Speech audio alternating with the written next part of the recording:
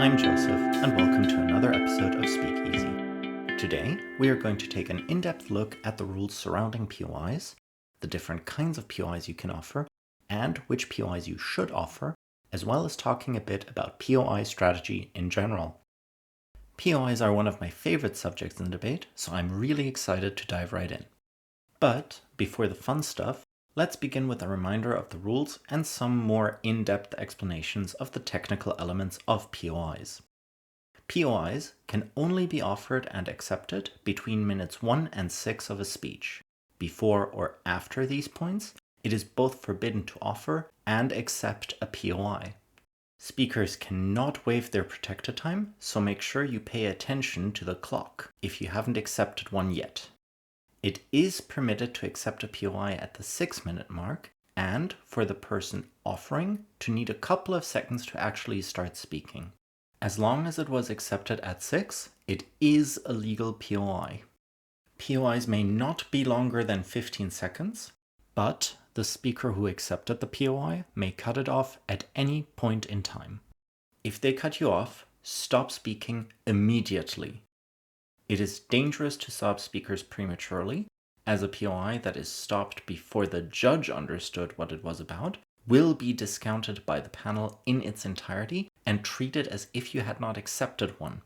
Obviously, if you let them ramble on for 15 seconds and they still made no sense, you gave it your best shot and the judges should not punish you for that.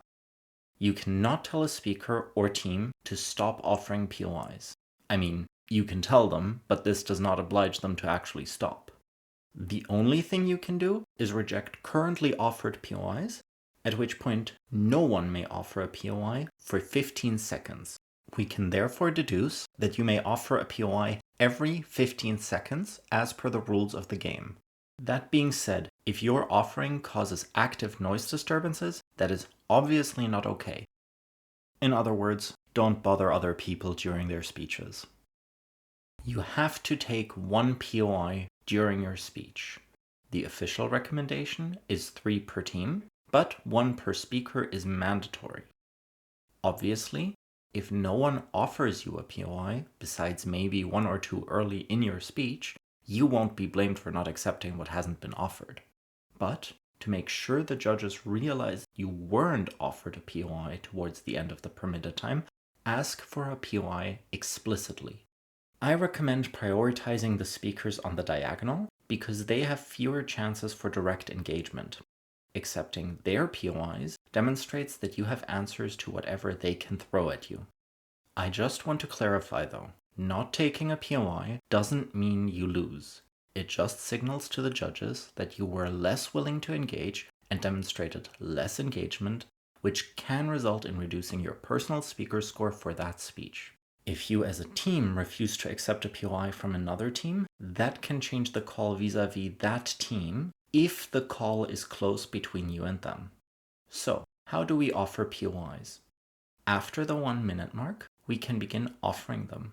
You may say things like point, POI, speaker, or on that. Do not specify within your question what you're going to be asking about. Even on that is borderline, but it is usually accepted by judges and tournaments as being a fine way to ask a POI.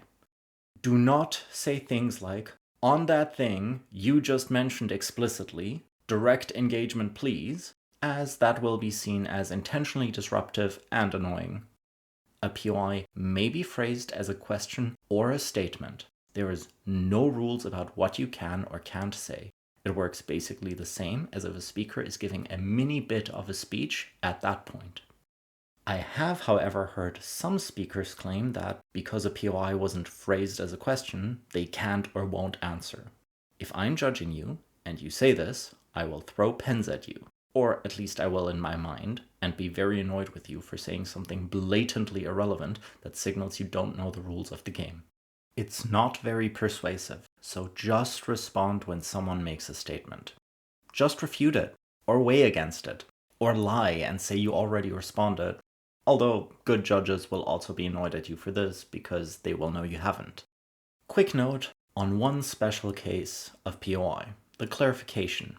For all intents and purposes, it serves as having accepted a POI.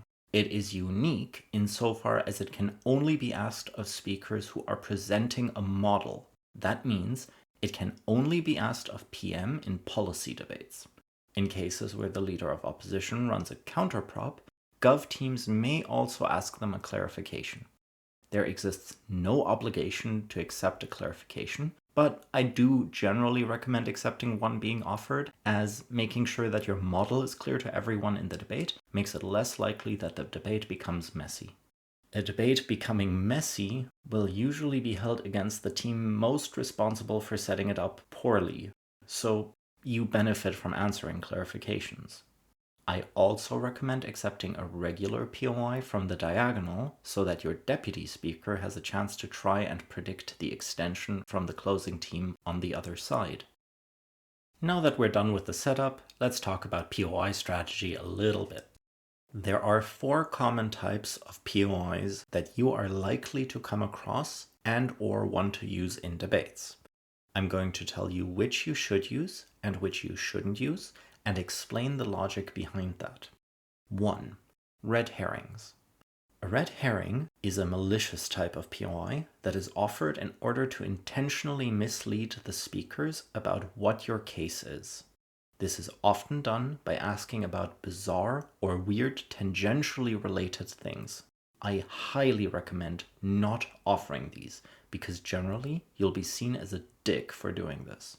More commonly, however, it is a waste of a POI, because all but the most novice of debaters will know to just answer by going, "I don't see how that relates to the debate. You're welcome to run that in your speech, and then I'll answer via POI when you do." And you'll have straight up achieved nothing other than waste your chance to do something useful. Of course, if you succeed in wasting several minutes of that speaker's time, that definitely weakens them. It just doesn't actively help your case either, making this at best a destructive tool. 2. Destructive POIs. These are also sometimes called rebuttal POIs and refer to offering specific pieces of refutation via POI. As a general rule, these POIs are bad. At worst, you just highlighted a weakness to a speaker who can now fix their case, thereby strengthening their material. At best, you've beaten a case that took at most 15 seconds to refute in its entirety. A case that falls that easily is almost never persuasive to begin with. This is not true in 100% of cases, but it is true often enough that you will know when you need to respond to something via POI. But, as a rule, avoid this type of POI. 3. Constructive POIs. This form of POI has 2 versions. One if you have already spoken, and one if you are yet to speak. Let's begin with the first one. If you have already spoken, a constructive POI serves to remind the judges of your material, ideally with an explanation as to why your case beats the case that the team currently speaking is making. This kind of POI demonstrates that your material, which you spent a lot of time building up, is relevant to the adjudication in regard to this team and makes it less likely that a judge forgets this during the deliberation. That makes this a very helpful and, in my opinion, the ideal POI to ask. If you are yet to speak, this POI format shifts a bit.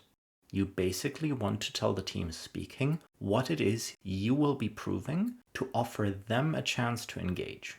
You can ask them a question about what their opinion is regarding thing X, without clearly stating that you will be arguing X, but that being the obvious implication. You can then later refer back to their responses to highlight that they had the opportunity to answer you, reminding the judges of their answer, defeat that team's answer, and showcase why therefore you win. I know this latter version is the more controversial one, and also the scariest to ask, so I will come back to this in just a second, but let's for now go back to the final common type of POI. 4. Trap POIs. This refers to POIs that push concessions from speakers. As such, you can probably imagine that this POI format is only useful if you are yet to speak.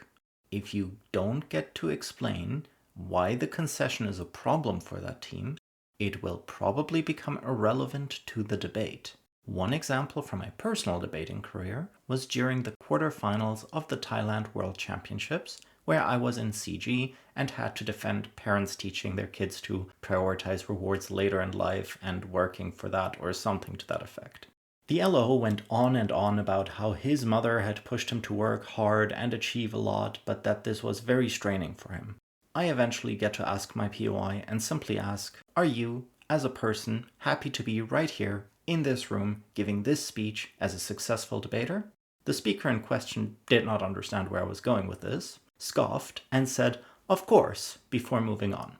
Suffice it to say that our extension about delayed gratification, greater success later in life, and a little poke about LO owing his mom some gratitude was very effective in knocking opening opposition out of outrounds. This is the power of trapping teams in concessions. They explain, by conceding a part of your case, why your side is superior to theirs. These POIs can be very difficult to pull off and require experience, but once you can use them reliably, you should. They have all the benefits of a constructive POI, but are less likely to be stolen than explicitly stating your extension. In terms of accepting POIs, as a general rule of thumb, you want to ideally prioritize accepting POIs from your diagonal teams, accepting 2 POIs from them and only 1 from the team in the same half of the debate as you. The reason for this is simple. The team in your half can engage directly. The team in the diagonal cannot.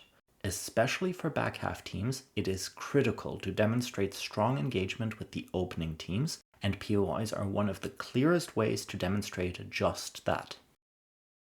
Let us now return to why offering your extension is a controversial point in POI strategy and discuss the trade-offs a little. Offering your extension early has a number of advantages and disadvantages, so let's list some of the most important ones and then evaluate these, starting with the pros. The most obvious advantage of offering your extension is that allowing the opening team to know your extension demonstrates excellent engagement on your part because you're offering them the opportunity to respond directly and preemptively. Secondly, you get to hear exactly how they would answer to your extension, their preemptive rebuttal, so to speak. This tells you exactly where you need to spend the most time proving your argument, which makes your case stronger and allows you to highlight that you accounted for their responses to you. This, again, represents an opportunity to highlight your willingness to engage to the judges. Finally, on the pro side, it is just good form and makes evaluating the comparative standing easier for the judges, which is usually good for you if you did this correctly. Remember, back half in particular has a much higher burden to show they win than top half does. So you being able to point to the fact that they had the opportunity to answer and failed, or you took down their responses, is good. Now, let's take a look at the cons. If you offer your extension very early, it allows the deputy speaker to develop very strong early responses to you, potentially ones too strong for you to overcome. Second, if you offer your extension explicitly, this represents a very easy opportunity for your own opening to steal your material. While it is possible to mitigate these factors by offering your extension only toward the end of the deputy speech, it is impossible to completely eliminate these risks. And even so, I still recommend you do this. Here's why.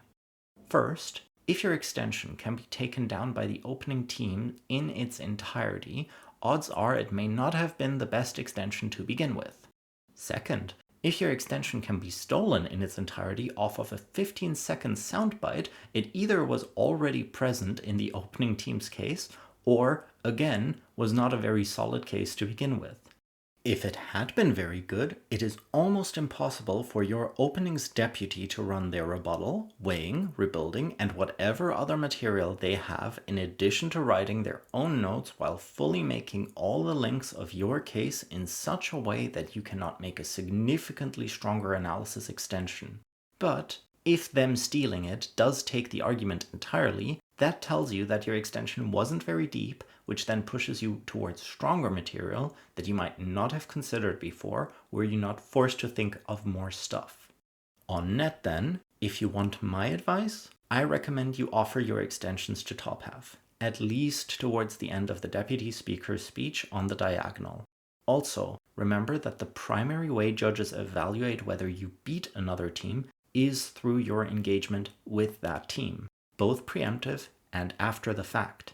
POIs are one of the easiest ways you can demonstrate engagement explicitly, so don't be afraid of them. Rather, see them as gifts to signal that you're a competent debater who can answer the annoying teams on the other side of the debate. Let's now make a quick checklist to make sure you caught everything. Today, we learned the rules surrounding POIs, the different ways you can offer POIs, what types of POIs you could or should offer, and that offering your extension to opening teams is generally a good call. Alright guys, that is all for now. I hope you learned something, and if you have any questions, put them in the comments below or write to us on Twitter at SpeakEasyDebate. If you like this episode, please share it with your friends or other debaters you know who might be interested in this series. As always, you can find the cheat sheet for this week on our website, speakeasydebating.wordpress.com. You can also find the cheat sheets for previous episodes here, as well as motions from competitions that we track. For now, have a nice week, and I'll see you next time.